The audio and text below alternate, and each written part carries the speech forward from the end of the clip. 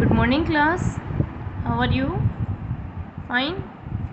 As you know that your chapter number 4, that's name is materials, metal and non-metal, that is complete. Now we have to complete its NCERT exercise. So we start our exercise number and question number 1. Your first question is which of the following can be beaten into thin sheets.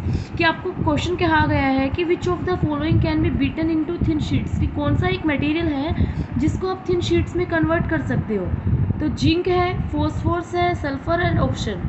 You know that कि thin sheets में convert कौन होते हैं, आपके metals convert होते हैं। ये कौन सी प्रॉपर्टी होती है, मैलिएबिलिटी प्रॉपर्टी होती है। उस प्रॉपर्टी का नाम क्या है आपका, मैलिएबिलिटी आपकी एक प्रॉपर्टी है जिससे आपको कोई भी मेटल थिन शीट में कन्वर्ट होता है। तो यहाँ से ऑक्सीजन, सल्फर और फॉस्फोरस तीनों के आपके नॉन मेटल है। ओनली मेटल के आपका जिंक है। तो option your correct answer is zinc. Okay, second question, which of the following statement is correct, कि आपकी कौन सी स्टेटमेंट आपकी करेक्ट है इनमें से। ऑल मेटल्स आर डक्टाइल, ये बात सही है कि हर एक मेटल को आप वायर में कन्वर्ट कर सकते हो। All non metals are ductile, ये बात तो क्या आपकी बिल्कुल गलत है। मेटल नॉन मेटल तो डक्टाइल होते ही नहीं है। जर्नली मेटल्स आर डक्टाइल, आपका एक नेक्स्ट है कि जो जर्नली की आपकी मोस्ट प्रोबेबली एक केस आता है कि आपका क्या होता है, मेटल्स क्या होते हैं आपके डक्टाइल होते हैं। फिर उसके बाद आपको कह रहे हैं कि some non metals are ductile, कि नॉन मेटल्स क्या होते हैं आपके डक्टाइल होते हैं। गलत बात, ये सारी बातें क्या है आपकी गलत। तो यहाँ पे क्या है फर्स्ट के जो जितने भी मेटल्स है वो क्या होते हैं आपके डक्टाइल होते हैं, उनको आप वायर में कन्वर्ट कर सकते हैं। उसके बाद आपके नेक्स्ट क्वेश्चन आते हैं। नेक्स्ट क्वेश्चन आपका किस तरह से आ रहा है, यहाँ पे देखिए, phosphorus is very fill in the blanks non reactive. तो इट मीन्स क्या होता है बेटा कि जो फॉस्फोरस है वो आपको मैंने पहले बताया था वो क्या होता है, is a very reactive non metal. ये कि आपका बहुत रिएक्टिव नॉन मेटल है जो एयर के साथ रिएक्शन करके क्या बना देता है, फायर कैच करता है, इसलिए इसको वाटर में कैप्ट करते हैं हम। फिर उसके बाद कहता है metals are fill in the blanks conductor of heat and fill in the blanks.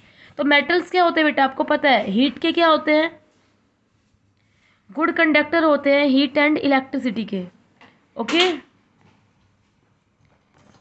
Heat और इलेक्ट्रिसिटी के क्या आपके गुड कंडक्टर हैं।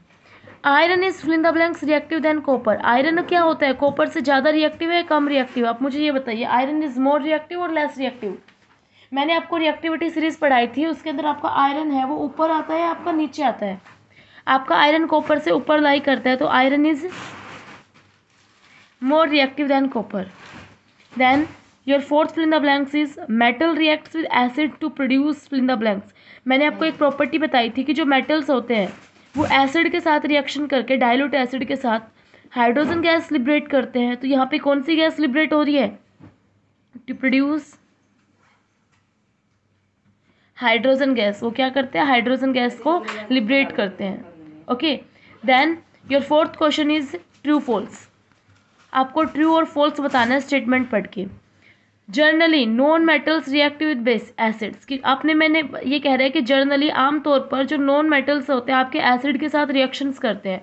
ये बात क्या आपकी बिल्कुल गलत है। नॉन मेटल तो एसिड के साथ रिएक्शन ही नहीं करते, तो इसका क्या आ जाएगा यहाँ पे फॉल्स। क्या आ जाएगा आपका, फॉल्स आ जाएगा। उसके बाद कह रहा है sodium is very reactive metal. जो सोडियम है वो क्या आपका बहुत रिएक्टिव मेटल है। तो सोडियम, ये बात सही है। सोडियम को हमेशा हम कैरोसिन ऑयल में रखते हैं क्योंकि ये क्या है बहुत हाईली रिएक्टिव है, ये वाटर के साथ तब की तो फायर कैच करता है। थर्ड कहता है copper displace zinc from zinc sulphate solution, कि जो कॉपर होता है वो जिंक को क्या करता है, डिस्प्लेस करता है कॉपर सल्फेट सॉल्यूशन में से। तो ये बात आपको गलत लगती है या सही लगती है। अगर आपका क्या है कॉपर जिंक से हाईली रिएक्टिव है तो ये बात सच है। अगर ये जिंक से रिएक्टिव नहीं है तो ये बात क्या है, फॉल्स। तो ये रिएक्टिव होता है या नहीं होता, नहीं होता। तो ये कैसी आपकी फॉल्स है। फिर कहता है coal can be drawn into wires. बेटा आप कोयले के वायर बना सकते हो, नहीं बना सकते। तो ये भी स्टेटमेंट क्या आ जाएगी आपकी, फॉल्स। क्या आ जाएगी आपकी, फॉल्स आ जाएगी। ठीक है, उसके बाद आपका फिफ्थ क्वेश्चन आता है कि some properties are listed in the following table. आपको प्रॉपर्टीज बता रखी हैं, मेटल और नॉन मेटल को उनके बेस पे लिखना है। ये मैं आपको पहले भी करा चुकी हूँ, मेटल और नॉन मेटल में डिफरेंस उनकी फिजिकल प्रॉपर्टी के बेस पे। एक बार मैं आपको रिवाइज करा देती हूँ। अपीयरेंस, बेटा मेटल लस्ट्रस होते हैं, नॉन मेटल्स आपके क्या होते हैं, डल में होते हैं, दिखाई उनको डल होता है उनका सरफेस। हार्डनेस, मेटल हार्ड होते हैं, नॉन मेटल सॉफ्ट होते हैं। मैलिएबिलिटी इनकी शो होती है, थिन शीट्स में से कन्वर्ट होते हैं, थिन शीट में कन्वर्ट नहीं होते, ये ब्रिटल नेचर के होते हैं। डक्टिलिटी, मेटल्स आपके वायर में कन्वर्ट होते हैं, नॉन मेटल्स आपके वायर में कन्वर्ट नहीं होते। Heat conduction, metals heat conduction show करते हैं, नॉन मेटल्स में हीट कंडक्शन शो नहीं होती। ओनली एक एक्सेप्शनल केस है, वो क्या है, डायमंड। क्या है आपका, डायमंड। कि डायमंड है जो हीट का गुड कंडक्टर है नॉन मेटल होके। 6 आता है आपका कंडक्शन ऑफ इलेक्ट्रिसिटी, की इलेक्ट्रिसिटी कंडक्ट कौन करते हैं, मेटल्स करते हैं, नॉन मेटल्स में ओनली कौन करता है, ग्रेफाइट करता है। ठीक है, ये क्या थी इनकी डिफरेंट से प्रॉपर्टीज़ के बेस पे। उसके बाद कहता है give reason for the following, आपको रीज़न देने हैं, आपको 4 क्वेश्चन दिए हुए हैं।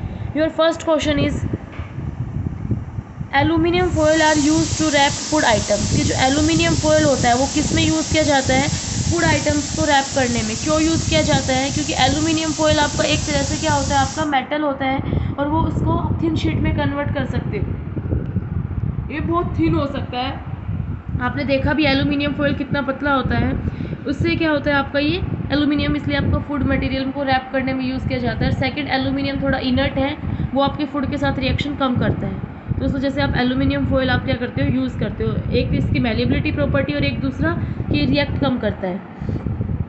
सेकंड कहता है immersion rods for heating liquids are made up of metallic substance, की जो इमर्जन रोड होती है, आपको लिक्विड्स को गर्म करने के लिए आप जो बनाते हो, रोड्स वगैरह होती है ना, पानी वगैरह गर्म करते हो, वो किसकी बनती है, आपकी मेटल्स की बनती है।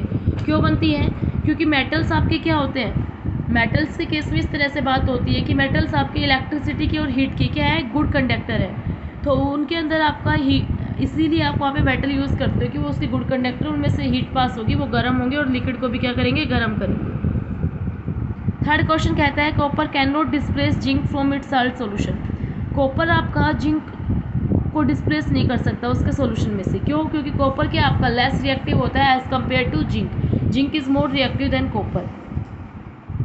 फोर्थ क्वेश्चन है sodium and potassium are stored in kerosene, ये भी मैंने आपको करा रखा है कि जो सोडियम और पोटेशियम होते हैं वो क्या होते हैं, हाईली रिएक्टिव होते हैं, वो वाटर के साथ फायर कैच कर लेते हैं, तो इसीलिए उनको किस में रखा जाता है, कैरोसिन ऑयल में डिप करके रखा जाता है।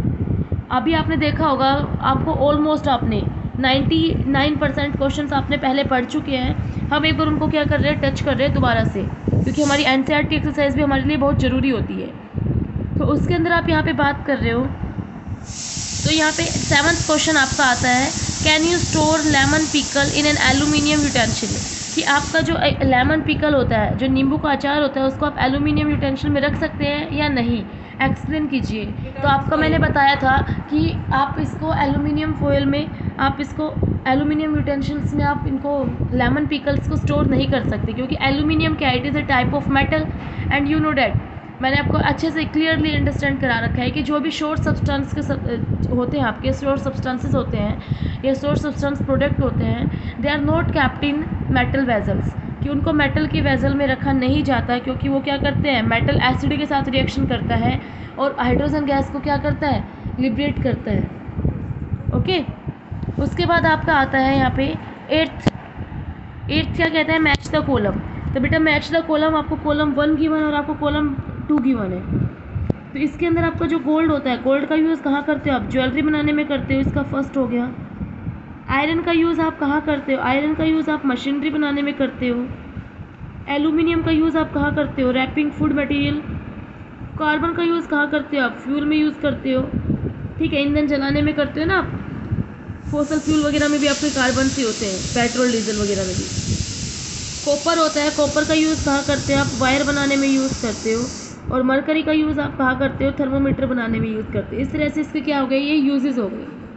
ओके, ये आपको करने हैं। उसके बाद आपको कहता है कि व्हाट हैपन्स व्हेन, क्या होता है जब dilute sulphuric acid is poured on copper plate, कि जब आपका डाइल्यूट सल्फ्यूरिक एसिड है उसको कॉपर प्लेट के साथ क्या किया जाता है, रिएक्शन कराया जाता है, तो उस टाइम पे आपके क्या होता है, आपको ये बताना है। तो मैंने आपको पहले भी बता रखा है कि कॉपर है, सल्फ्यूरिक एसिड के साथ रिएक्शन करेगा, तो ये क्या होता है बेटा, ये कॉपर आपका सल्फ्यूरिक एसिड के साथ रिएक्शन नहीं करता, यहाँ पे कोई भी रिएक्शन नहीं होती, ठीक है, डाइल्यूट सल्फ्यूरिक एसिड के साथ यहाँ पे कोई रिएक्शन नहीं होगी। अगर आपका आयरन नेल्स है, उनको कॉपर सल्फेट सॉल्यूशन में रखते हो, क्या करते हो, आयरन नेल को आप कॉपर सल्फेट सॉल्यूशन में रखते हो, तो आपका क्या होगा, तो आपका मैंने पहले बताया था डिस्प्लेसमेंट रिएक्शन थी ना, FeSO4 प्लस का Cu। आयरन आपका कॉपर से मोर रिएक्टिव होता है। आयरन क्या होता है आपका कॉपर से मोर रिएक्टिव होता है। तो उस केस के अंदर आयरन कॉपर सल्फेट को, कॉपर को उसके सॉल्यूशन में से डिस्प्लेस करके खुद आ जाता है और कॉपर को क्या कर देता है, बाहर कर देता है। ये क्या थी आपकी इक्वेशन, आपको नोट करनी थी। फिर 10th क्वेश्चन आपको कहता है कि Saloni took a piece of burning charcoal. Charcoal लेती है और उसमें से जो गैस इवोल्व होती है उसको टेस्ट ट्यूब में लेती है। आप कैसे नेचर फाइंड आउट करोगे कि गैस का नेचर क्या है? तो सबसे पहले कहता है कि एक टेस्ट ट्यूब लीजिए। टेस्ट ट्यूब के अंदर आपको लिटमस पेपर लेना है। वो लिटमस पेपर कैसा होना चाहिए आपको, मॉइस्ट लिटमस पेपर, कि लिटमस पेपर थोड़ा आपका नमी वाला होना चाहिए।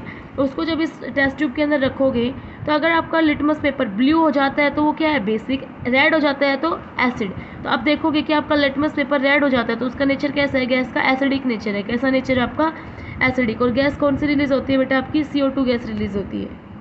इसके लिए आपको क्या करना है, यहाँ पे आपको जो आपने पूरा ऊपर प्रोसेस किया है उसके लिए आपको एक वर्ड इक्वेशन नोट करनी है। तो वर्ड इक्वेशन आप किस तरह से नोट करोगे यहाँ पे बेटा, सबसे पहले आप लिखोगे यहाँ पे चारकोल। आप क्या करोगे, चारकोल आप नोट करोगे। चारकोल को आपने क्या किया है, बर्न किया है, बर्निंग की है। और यहाँ पे क्या है, वो उसका ऑक्सीजन गैस है। वो किस में चेंज हो जाएगा आपका चारकोल, कार्बन डाइऑक्साइड में। ओके, देन आप इसमें क्या करते हो, आप मोइस्ट लिटमस पेपर लेके जाते हो, मोइस्ट लिटमस पेपर। तो ये कैसा कलर कर देता है, litmus paper change into red colour. It means gas is in acidic nature. और गैस कैसी आपकी, एसिडिक नेचर की है। ये क्वेश्चन हो गया। उसके बाद आपका 11th और last question, one day Rita went to a jeweller shop with her mother. वो अपनी मम्मी के साथ, रीटा है वो ज्वेलर शॉप पे गई है। Her mother gave an old gold jewellery. उनकी मदर उनको क्या करती है, एक ओल्ड गोल्ड ज्वेलरी देती है, बहुत पुरानी सोने की ज्वेलरी देती है। और कहती है गोल्ड स्मिथ टू पॉलिश, आप सुनार के पास जाइए और उसको पॉलिश करा लीजिए। Next day when they brought the jewellery bag, जब वो ज्वेलरी वापस लेके आते हैं, they found that there is a slightly loss in this weight, कि उसकी ज्वेलरी के अंदर क्या है, कुछ ना कुछ वेट लॉस है। तो आप कैसे बता सकते हैं कि इसके लिए रीज़न क्या होगा बेटा? मैंने इस चैप्टर में आपको एक्वारेजिया कराया था।